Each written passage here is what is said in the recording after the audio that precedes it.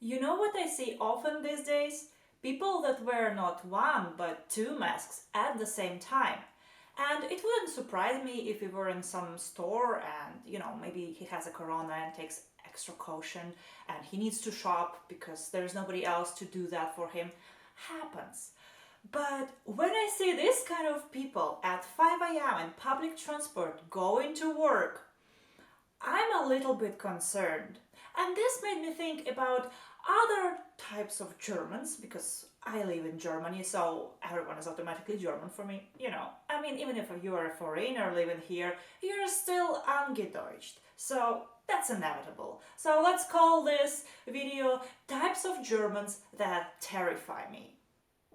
Hello there! My name is Danya, I'm from Belarus, Minsk, but since 2018 I live in Bremen, Germany, and I try to explore this country to its fullest and share my experience here with you on YouTube, guys, so please subscribe to my channel to help me grow. Thank you! In this video I'm going to talk about terrifying types of Germans that I personally have problems communicating with. I'm not saying that no, don't do this. I'm not trying to criticize Germans or German culture, but it's more of a self-humiliating video because I don't know how to deal with them and maybe you guys can help me. The first type of Germans that I'm going to mention, I'm pretty sure is familiar to everyone because I think even Germans are scared of this kind of Germans. It is those that correct everyone at everything. Like, for real. One thing when you correct me on some mistakes that I made, like gathering some information or on my German language skills, like I'm grateful for new information and for explanations. It helps me learn something new, so you're welcome to do that. But another thing is when you're sharing some story that you're very passionate about and they're just actually, and you're like, you feel like they don't even listen to your story, they just want to share that they know it better, and you're like, but at least let me finish. And I'm also putting here the Germans that can call others out in public, like, not just, hey, this is wrong, but like, hey, you there, what you doing? No, no, no. I'm scared of them because they have balls to say things that other people wouldn't say. Like, somebody else gonna tell them. I mean, that's kind of respectful because they're doing the good thing. They're teaching you something, right? But at the same time, I feel like everyone hates them because, well, you know. The next type of Germans that I'm scared of, a lot of people might actually find weird. It is the Germans that undress in trains. Let me explain. Up until a few days ago, it was very cold and people wear a lot of layers to keep themselves warm. And Germans that I mentioned just, enter the train, find themselves place, and then they're gonna just undress themselves and put their clothes on a hanger, they're gonna sit, and then when the train arrives, they're gonna take their clothes back, put themselves neatly on themselves, and leave. And like they feel home everywhere, like that's scary because if you're not lazy enough to do that, you're not lazy enough to do anything in this world. And I'm terrified because it is okay when you do this like on a long train drive, like a few hours at least. But the train that I'm talking about now takes 20 minutes and it's 5 a.m. I feel like the only thing that you're supposed to do at 5 a.m. in the train is either take a nap or do your best not to take a nap in order not to miss your stop. Because it's 5 a.m. Come on. The last type of Germans that personally I find very terrifying are the Germans that don't speak clearly.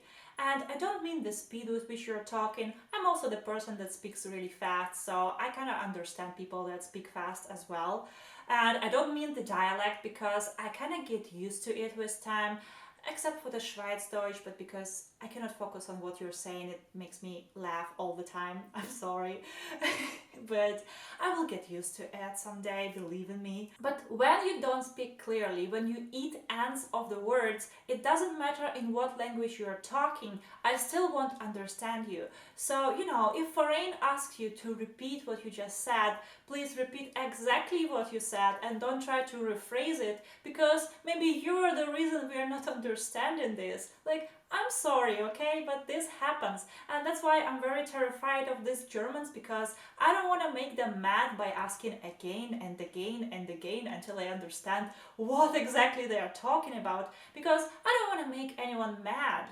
And in this case, I just look like a fool because I pretend I understood and I clearly didn't. So, if you know me in person and you feel like I'm avoiding you, most likely I just don't understand what you're talking about, and that's why I prefer to talk to people that you know so they will tell me what exactly you needed from me.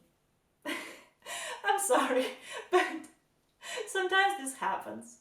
Of course, you don't have to be German to be terrifying, and most likely it's my fault for having fear while communicating with you.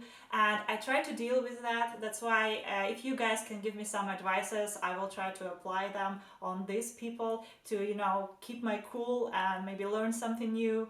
And tell me, guys, are there any other types of Germans that you're personally scared of or just don't like dealing with?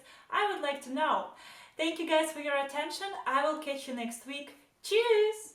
Und als Bonus muss ich kurz über etwas erzählen. Vor ein paar Tagen bin ich zu meiner Deutsche gekommen und so gesagt, hey, ich bin doch in Bremen, ich wohne doch am Hafen, ich wohne doch so gesagt am Meer. Wieso kann ich hier keine Meeresalgen kaufen? Wieso soll ich dafür extra ins russische Laden gehen und sowas kaufen, was in Belarus hergestellt ist und Belarus hat doch keinen Zugang zum Meer. Also wieso in Belarus sowas zu kaufen ist einfacher als hier in Deutschland. Und die fragen mich so, ja, wieso brauchst du sowas? Naja, weil ich habe Jodmangel. Und die gucken mich so komisch und sagen, hey, aber du wohnst doch in Bremen, du wohnst am Hafen, du wohnst doch so gesagt am Meer. Wieso brauchst du sowas? Du kannst doch Jod in Luft riechen. Also, sieht so aus, ich habe keinen Jodmangel mehr, weil ich bin 3 Jahre am Meer und ich muss das nicht mehr essen. Ja, das schmeckt auch nicht so gut, aber wenn ich das gefunden habe, was in meinem Land hergestellt ist, es war so nostalgisch, ich musste es kaufen. Ich musste es kaufen.